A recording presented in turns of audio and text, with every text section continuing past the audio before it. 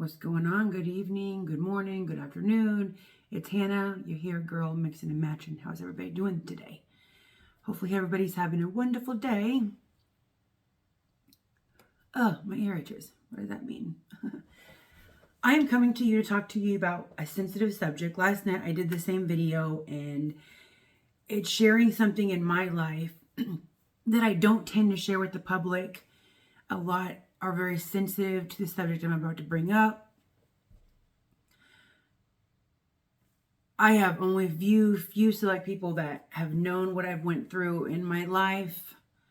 But now I'm sharing this with you guys because you guys have helped me, promoted me, you've subscribed to me. And maybe this will help me get more viewers, more subscribers, more feedback on this subject. The subject we are about to discuss is religion. You may roll your eyes at that. I know I do. Here it goes. There are so many religions in this world today, correct? There's about 4,500 is what I did research on. 4,500. Baptist, Catholic, Muslim, Islam, Pentecostal. So many different types of religions out there. I'm not going to go into the 4,500. That's only like 5. Also, there are many religions or cults, I guess, that are very hard to escape. Now, many of you that are watching, maybe you guys are still in the religion of Jehovah's Witnesses, and you guys may think, oh my gosh, she's becoming apostate, don't listen to this. But this is the true life experience of me. There are many other ones that have come and made videos. They have been interviewed about their life experience, about being one of Jehovah's Witnesses. So I already spilled it. There are many religions that it's very hard to escape. You know, such as Mormon, Mennonite, polygamy. Also a Jehovah's Witness. I was a Jehovah's Witness. Testigo de Jehová is what you would call it in Spanish. Let's go back to when I was a little girl. I was raised a Jehovah's Witness till I remember when I was 2-3 years old. I remember being pulled out of public school when I was in 2nd grade. My sister was already out. My brother, I am the middle child. My sister is the baby, and my brother is the oldest. Throughout this video, I will not mention names. I have nobody to bash. There's nobody to bash through this. It's just letting you know what I've went through. And I want to see who else has went through the same that I've experienced. So like I said, I was born Jehovah's Witness. My parents didn't believe in, the religion doesn't believe in college, going to public school. You need to devote all your time to door knocking, Bible knocking, trying to save people's lives. Some of the things that I looked up and I have experienced, and I'm now 40 years old today, and I left probably about, I would say 9 years ago. This went by really fast. I was one of the ones that they never thought that would leave the religion, but I did. Some of the things that Jehovah's Witnesses do believe, they don't believe in military service, national anthems, or voting. I do remember when I was in school, even in the 2nd grade, everybody would be standing up for the Pledge of Allegiance, and I would have to sit there. I could not stand up. Even if you went to a ball game or any type of event that required an anthem, you do not stand up. You do not support that. So we don't stand for national, they do not stand for national anthems, salute the flags, vote, or serve in the military. Other things is Jehovah's Witnesses do not believe is, we already discussed that, the national anthems. We do not celebrate holidays. We could not celebrate birthdays. We could not celebrate Thanksgiving, Christmas, Easter, Valentine's Day, July 4th. I always thought July 4th was so pretty, but I could never watch the July 4th. Every time July 4th came around, my parents, I remember we would put curtains up in the house and we would put a movie on so that we wouldn't hear what was going on outside. But I know I would sneak up to my bedroom and look at the fireworks, but my parents told me that was very wrong to do that, because if I look at it, then that means that I'm putting more devotion into the world, as we call it, than Jehovah God. So I did not celebrate my first birthday till I was 30. 30 years old, I celebrated my first birthday. And I remember my grandma, my aunts, my uncles, they gave me the best birthday party. It was like when I was like 2 years old. But I was having my first birthday at 30 years old. It was a really good birthday party. Also, we do not accept, or sorry, I keep saying we because I'm not a Jehovah's Witness no more. They do not accept blood transfusions. It does not matter if you're not dying on that table. You do not accept a blood transfusion at all. They shun who go astray, and I am living that right now. My parents, so many of my friends that I left in the organization, I have lost. I am not allowed to call. My numbers are blocked. I'm not allowed to go on the property. I'm considered Satan the devil. If I were to go to a Congregation Kingdom Hall today, the one that I left, then everybody would put their heads in shame, put their heads down. You're not allowed to talk to me. I am not even allowed to stand and listen to the song or the prayer. I have to leave before all that. So you definitely get disowned. You know, they limit contact with non-Jehovah's Witnesses. If you're not a Jehovah's Witnesses, or if you were Jehovah's Witnesses before, like I was, and I am in the world now, I left. It doesn't matter if I have a mom or a dad or a sister or a brother, I am disowned completely.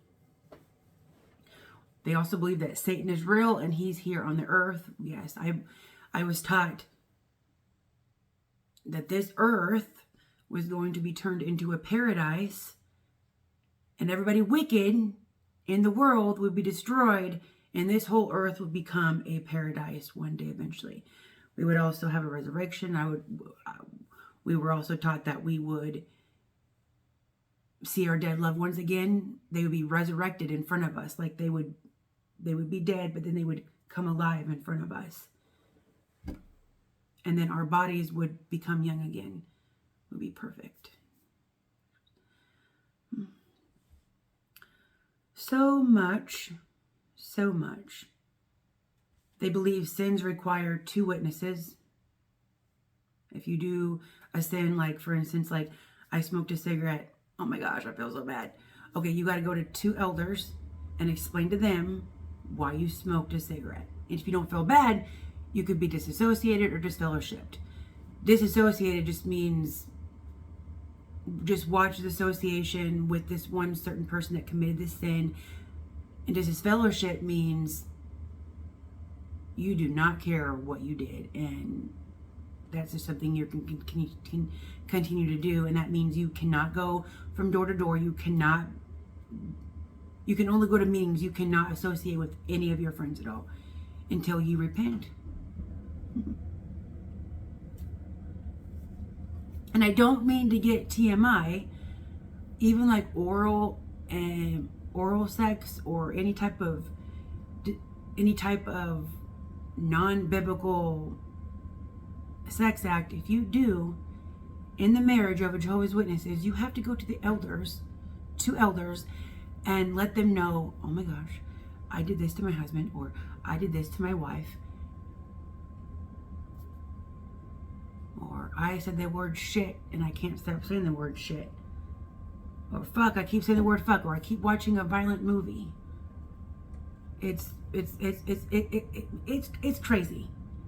It's really crazy. They also believe that the end is very near. Very near. I remember when I was like 3 years old, remembering the last days, it could come tomorrow, and I'm 40 years old and the last days still has not come. Yes, I do believe that we are and don't think that I don't believe in God. I do believe in God, but I am so confused what I was taught. I feel like I was lied to. Very confused. But would I ever go back? Absolutely not. I would never go back to the religion or the cult, whatever you call it. Even though I lost my family, even though I lost so many friends, I would never go back. Okay, much more to talk about. Dun, dun, dun, dun, dun. Okay, give me a moment. I also remember growing up, we could never watch any movies that had violence in it. I remember going to the movie theaters and there was a sex scene and my dad told us all we had to get up and leave. We had to get up and leave in front of everybody at the movie theater. I have never seen Snow White or Cinderella up to this day because I was never able to watch magic or anything with fantasy, magical, or violence, or the word shit or fuck, or no, I'm not saying that it's right to watch that. I'm just saying those were movies or music. I was invited. There was a sister I remember in the congregation. My parents were more stricter, by the way. There were some parents that could let your parents get away with more, but my parents were extremely strict. I remember I was invited to my first Michael Bublé concert, and my parents said I couldn't go. And it was already paid for. I couldn't go because I would be so-called in the world if I went. We could never go to Chiefs games. We could not watch Chiefs games. We couldn't watch Royals games. We couldn't watch any of that stuff. And by the way, speaking of Chiefs games, I am sorry. I know this is a sensitive and serious subject, but Tyreek Hill today, he's no longer part of the Chiefs. That's all I'm saying. Sad news today in the Chiefs kingdom. Like I said, I was homeschooled. I was pulled out in second grade. You know, no college. Could not go to college. No full-time jobs. Couldn't have a full-time job. If you had a full-time job, that was looked upon. Felt like you were putting more work into making money than door knocking, when I didn't even make money from door knocking. I hated going from door to door. I hated it. I hated who I didn't know who was going to come to the door. What am I going to say? We had ones that would come to the doors butt-ass naked, or they would stick their dogs on us, or threaten us with guns. I remember going to a door one time, had a little girl with me, and they stick their pit bull on us. I ran, picked that girl up, ran to the car, made it almost in time to the call before being attacked by the dog. Dating, you always had to have a chaperone, no matter what. Even if we were sitting in the same room together, the parents had to be right there. Like, you couldn't go nowhere alone. No alone time. No kissy-kissy. No touchy-touchy. No, not even looking each other in the eyes. Basically, total chaperone. Oh my God, that was, yeah. And by the way, I was a virgin up till I was 21. I waited. I was always taught to wait till you're mature enough to be able to go to that point. And mature enough, the bloom of youth is what they called it in Ephesians, the Bible of Ephesians. So I waited to go to that extra. I waited to have sex till I was 21 years old. Before that too, before I back up a bit, because there's so much to talk about, I'm sorry. I was a pioneer I was a pioneer from about 8 years old till about 16 to 18. A pioneer is someone you devote 150 hours a month to going and knocking on doors, Bible doors. We would go out, we would drive 2 hours out in the middle of the boondocks, country. I remember I had to pee so many times because I had a bladder the size of pea, and sisters or brothers is what we call them in the congregation, sisters or brothers. They would get so frustrated with me because I had to pee.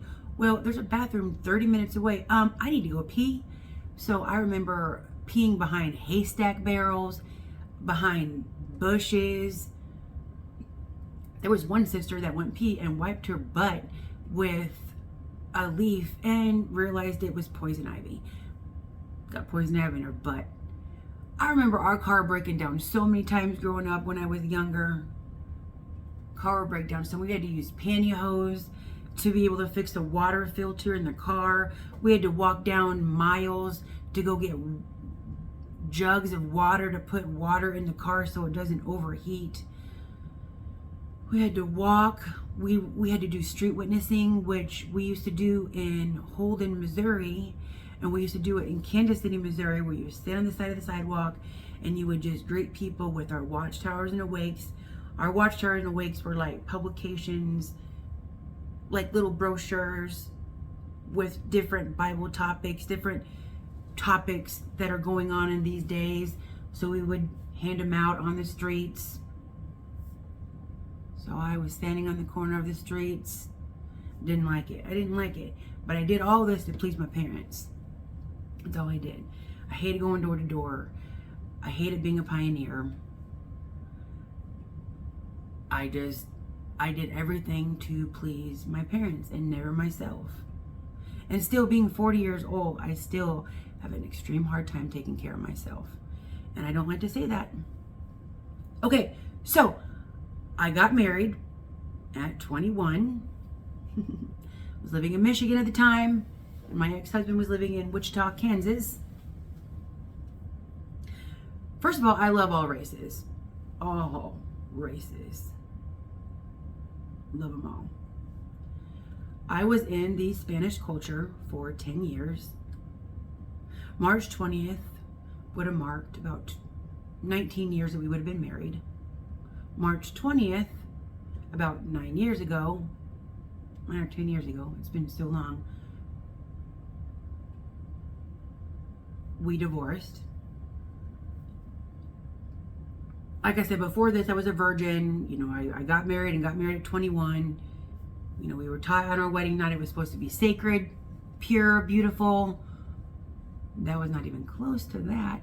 I did not even get to enjoy my wedding cake.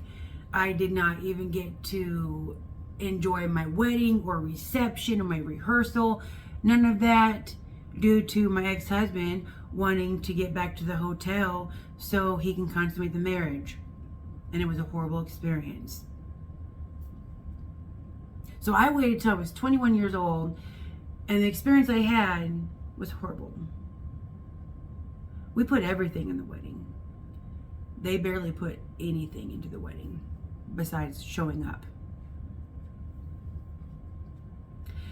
We got married. I moved to Wichita, Kansas. They were all Spanish speaking. So I was forced. I wouldn't say I was forced, but I kind of was, because I begged to go to the English congregation as well. That didn't happen at all. So for goodness, 4 or 5 years, well, for all that 10 years, I learned my Spanish. I would go door to door. I would force myself to speak it with the brothers and sisters in the congregation or his family, even though I would get made fun of so many times. I still spoke it because I tried.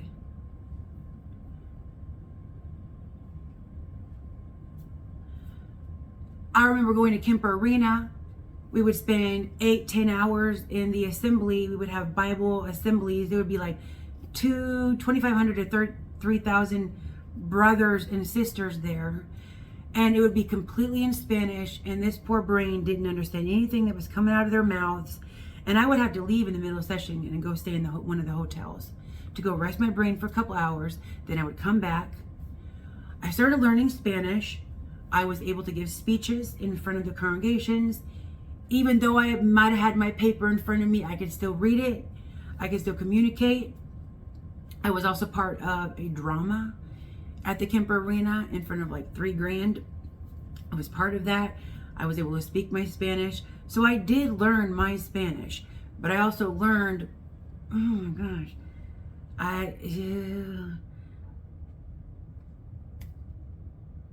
like I said, I would go to the meetings like 3 times a week.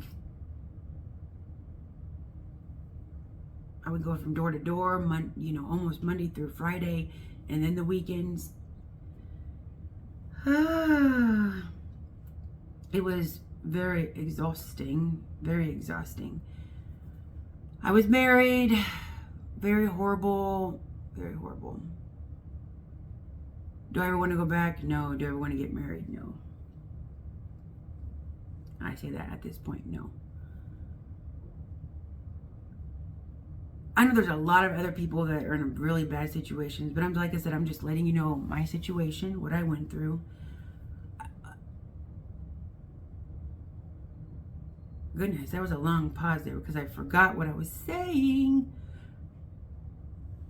I knew that I was done with being in the religion when so-called brothers or sisters would go on the stage and they would talk about having love for one another, and don't be talking about your brothers and sisters in a negative way.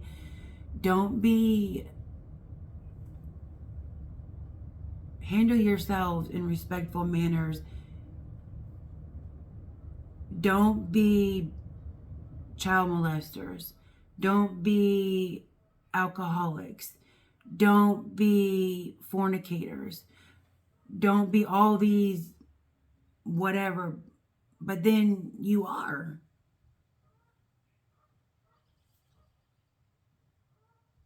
I lived, my ex-husband, we moved to Michigan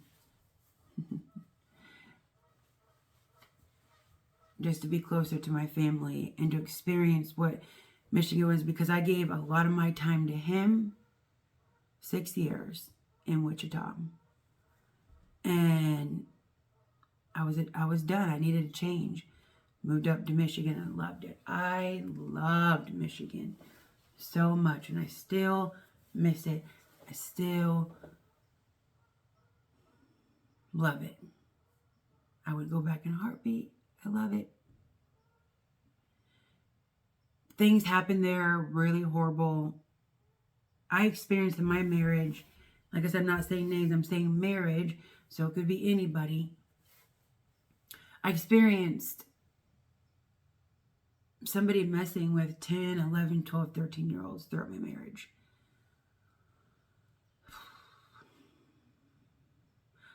Like I said, I could go on and on about that situation, but I'm not going to. I would be called so ugly. I would be called fat. I remember going to his family's house, and they would put a salad in front of me, and they would all be eating, tortillas and their frijoles, their beans, and their tamales and their enchiladas. And his mom was always like, you need to lose some weight. You need to look pretty as you did on your wedding day. I would hear so many hurtful comments to me. And then I got some really bad news on the day of, or it was the night before, my 10-year anniversary. I had the elders, 2 elders called me up and wanted me to meet at the Kingdom Hall with my ex-husband, and I was told some very horrible news. I got up and I screamed and I left. And I knew we had an apartment and there were some paddle boats in the back, so I got on that paddle boat and I thought about it. Reached out to one of my really good friends that used to be a Jehovah's Witness here in Kansas City, and just started a new life here. I was so quiet very reserved, very sheltered. I was very scared. You could barely get the word hello out of me. Then I met a wonderful man. And he's become my best friend. I love him. He's a great guy. I've also met a lot of other people that are great. More greater than the ones that in the religion that I knew. Besides my dude, all his family, my grandma, my aunts, my uncle, I know they all love me and I love them truly too. Even though I have very select few people in my life, I went from, 80 to 100 friends in my life, even more, to 4 or 5, and I've lost a lot. I've been blocked a lot for reasons that I shouldn't even be blocked, but I really don't care. I've lost a lot of people.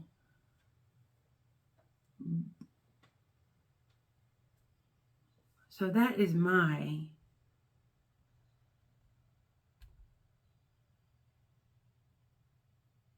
I left, and I have become a person that I have a voice now.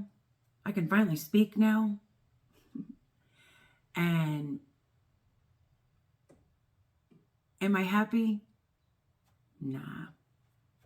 I'm not truly happy. Who is truly happy?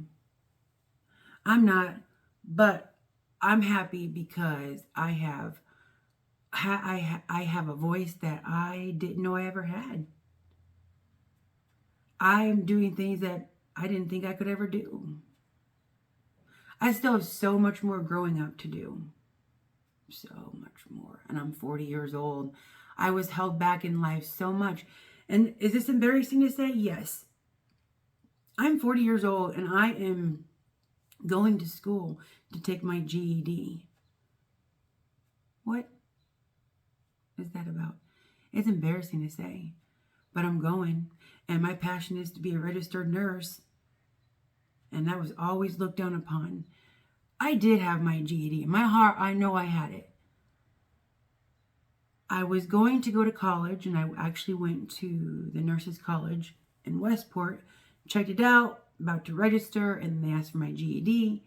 I couldn't contact my parents due to the simple fact that, well, they blocked my number, or I just can't, they won't answer my calls because Satan is calling. And so the college called them, and the college called me back and said that they were not able to locate it because I never graduated. So the simple fact, my parents never wanted me, my sister, or my brother to go to college. So I was always told I had my diploma. But then when it came to the day that I actually went to college,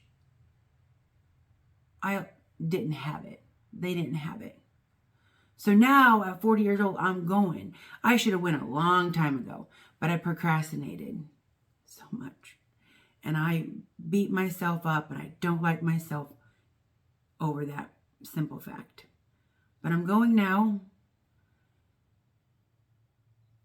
And I'm not making my parents happy. Yes, I make my dude happy, and that's what makes me happy, but I'm also doing it because of me. I'm dedicated. I'm devoted to my schooling. So I'm a rebel at this point, is what they would think, that I am a rebel at this point. You may wonder, have I went to a church since then? Yes, I have. I have went for a funeral, and then I've also went a couple weeks ago, and I wouldn't go again. No, I wouldn't. I feel like whenever I went to my church, I felt it was very simple, very not famous, not all lighty, glamour, disco balls.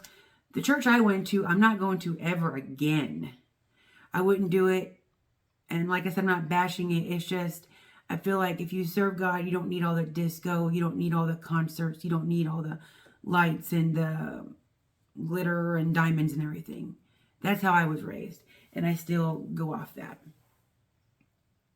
Okay, so I shared a life experience with you guys, and I hope that I was able to share something and it made sense to you. And please know that this was a very personal subject for me. Like I said, I did my video yesterday and it didn't. I needed some other advice and opinions on this. Okay, remember, guys, share your feedback with me. Tell me what your life experience with me. I did this for you. Do it for me, please. I am on Facebook, Instagram, and YouTube, of course. So please keep subscribing under Mixin and Matchin. If you guys have any questions, concerns, feedback, questions, please feel free to reach out to me. And you guys all have a wonderful night. And Zen and peace be with you.